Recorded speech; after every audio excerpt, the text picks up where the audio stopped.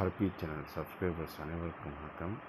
நம்ம சேனலில் தெரிந்த ஊர்கள், தெரியாத பல செய்திகள், தெரிந்த செய்திகள், தெரியாத பரவல்கள், உண்மை சம்பவங்கள், அனுபவங்கள் இதை வச்சு வீடியோக்கள் போட்டு வந்துட்டுருக்கோம். நண்பர்கள் யாரும் புதுசாக நம்ம சேனலில் பார்த்துட்டு இருந்தீங்கன்னா தயவுசெய்து சப்ஸ்கிரைப் பண்ணிவிட்டு பக்கத்தில் இருக்கக்கூடிய பெல் பட்டனை கிளிக் பண்ணி ஆல் நோட்டிஃபிகேஷன் வச்சுங்க. அப்போ நான் போடக்கூடிய பதிவு நோட்டிஃபிகேஷன். இது எனக்கு பண்ணக்கூடிய ஒரு உதவியாக கூட இருக்கலாம். ஒரு மன்றாடி கேட்டுக்கிறேன். எனக்கு நிறைய பேர் வீடியோக்கள் பார்த்துருக்கீங்க, சப்ஸ்கிரைப் பண்ணாமல் பார்த்துட்ருக்கீங்க. இப்போ சப்ஸ்கிரைப் பண்ணிட்டு பெல் பட்டனை கிளிக் பண்ணி ஆல் நோட்டிஃபிகேஷன் வச்சுங்க. அப்போ நான் போடக்கூடிய புதிய வீடியோ நோட்டிஃபிகேஷன் ஆகும். டிஸ்க்ளைமருக்காண்டி சில விஷயங்களை பேசும்போது சில நபர்களுடைய அடையாளங்களை சொல்லுவேன். அது ஒரு யாரையும் நான் பேச மாட்டேன். எந்த கட்சியோ எந்த முறை அடையாளத்தை அழிக்கவும் விட மாட்டேன். இந்த விஷயத்தை பேசுகிறேன்னா நம்ம யாருக்கு எதிராக நம்ம கிடையாதுன்னு சொல்லிட்டு பேசுகிறேன். இப்போ இந்தியாவையே உருப்பிக்கிட்டு இருக்கக்கூடிய ஒரு மிகப்பெரிய பிரச்சனை என்னென்னா, ஒன்று இந்த தேர்தல் பத்திரங்கள் விஷயம். அது உச்சநீதிமன்றத்தில் கூட்டு வாங்கிட்டு இருக்கு. இரண்டாவது விஷயம் என்னென்னு பார்த்தீங்கன்னா, இந்த போதை வஸ்திரங்கள் இந்தியா முழுமைக்கும் இதை கழிச்சிக்கிட்டு இருக்கிறது தான் மிக வேதனையான விஷயம். இன்றைக்கி ஒரு சம்பவமே நடந்திருக்கு. புதுச்சேரி மாநிலத்தில் நடந்த ஒரு விஷயம்தான். அந்த போதை பழக்கத்துக்கான ஒரு சிறுமியோட உயிரை போயிடுச்சு. அது அவங்க வீட்டிலேருந்து கிட்ட ஒரு சில 100 மீட்டர் தூரத்தில் தான் அவங்களுடைய உடல் ஒரு வாக்கியால் திணறுக்கிறாங்க. இதுதான் இன்றைக்கி கேவலத்துலேயும் கேவலம். அந்த புதுச்சேரி யார் கண்ட்ரோலில் இருக்குது, யார் ஆட்சி பண்ணிகிட்ருக்காங்க, நம்ம அதுக்கெல்லாம் போகக்கூடாது. ஏன்னா எல்லாருக்குமே தெரியும் எங்கே அதோட ஆணிகள் இருக்குது, இதனால் இந்த பிரச்சனைகள் வருது அப்படிங்கிறது எல்லாருக்குமே தெரியும். ஏன்னா அந்த மாநிலத்தில் தான் இப்போ ஒன்றியத்தில் அவங்களே ஆட்சியில் இருக்காங்க. ஸோ அதுக்கெல்லாம் போய் விசாரிச்சுட்டு அதை டீப்பாக பண்ணோம்னா சில விஷயங்கள் இருக்கும். இப்போ தமிழ்நாட்டுக்கு ஒரு பண்பாடு பிரச்சனை இருக்குது. அதை அழிக்கிற போது சில விஷயங்கள் சமூகத்தில் நடந்துட்டுருக்கு. அதில் ஒரு கட்சி தலைவராக இருக்கக்கூடிய ஆளுக்கு இந்த விஷயத்தை புரிஞ்சு பொங்கல் வச்சார். அது எங்கே இருக்காது, எந்த பாவாடைக்குள்ள போயிருக்காருன்னு சொல்லி அவர் தான் சொல்லணும்.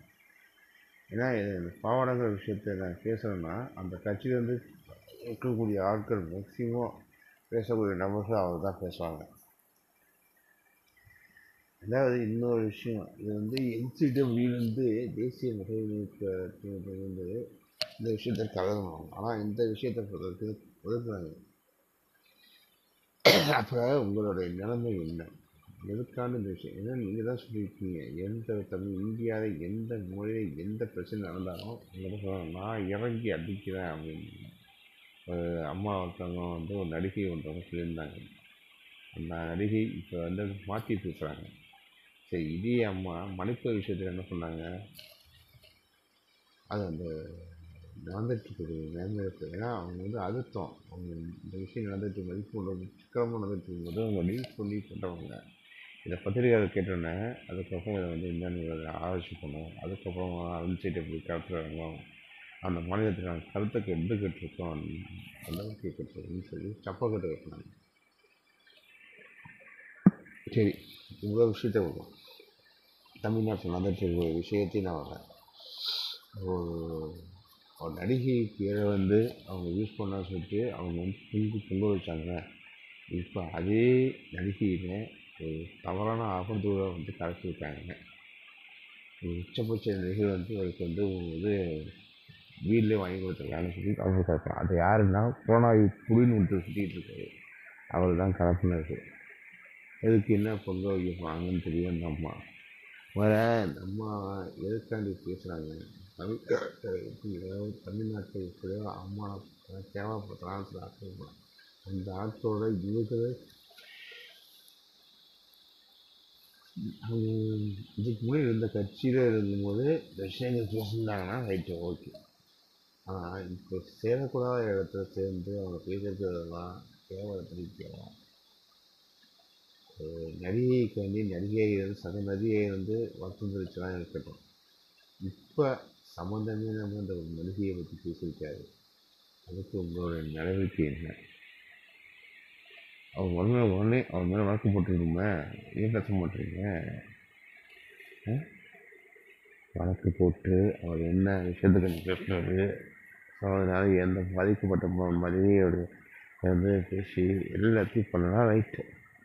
சரி, நேரத்துக்கு அடிக்கடி கொடுக்குறாங்க, அநியாயம் என்னென்ன தட்டி கேட்குறாங்க, அது யார் என்னென்னு பாரபட்சப்படுறாங்க கேட்குறாங்க விஷயம் வரும். இதுதான் அவங்க கட்சியை பண்ணக்கூடிய ஒரு தவறுகள். இந்த கட்சியில் பேர்லாம் சொல்லலை, சில நபர்களுடைய பேரை குறிப்பிடாமல் பேசியிருக்கேன். நான் டேரக்டாகவே பேசுகிறேன். இதனால் நம்ம சேனலுக்கு இல்லை, இந்த சேனலில் நம்ம இந்த விஷயம் நம்ம சேனலில் பப்ளிஷ் பண்ணால் நம்ம நிறைய கமெண்ட்ஸ் வரும், எதிர்ப்பு வரும், நம்ம நிறையா விஷயங்கள் வந்து மிரட்டல் காணும். இந்த மிரட்டல் இதெல்லாம் நான் பயப்படல. ஏன்னா தமிழ்நாட்டில், அதுவும் குறிப்பு இந்தியாவில், அதுவும் குறிப்பு தமிழ்நாட்டில் பேச்சுரிமை இருக்குது. அந்த விஷயத்தினால பேசுகிறேன். இல்லை நான் அடக்குமுறை எல்லாம் கையாளணும்னா அதுக்கு தமிழ்நாடு இல்லை, எந்த மாநிலமும் இல்லை. அனைத்து மற்ற அரசியலுக்கு எதிராக சில விஷயங்கள் நடந்துகிட்டு இருக்கும். அப்படின்னால நான் போய் அதை எடுத்துக்கிறேன். சொல்லி வேதனையோட கணக்கு விளைவித்தவர் அந்த மறைந்த புதுச்சேரி மாணவிக்கு ஒரு ஆழ்ந்த இரங்கலை தெரிவித்து அவருடைய ஆத்ம சாந்தியையோ எல்லாம் அந்த பரம்பூரில் வேண்டி அந்த விஷயத்தை முடிக்கிறேன்.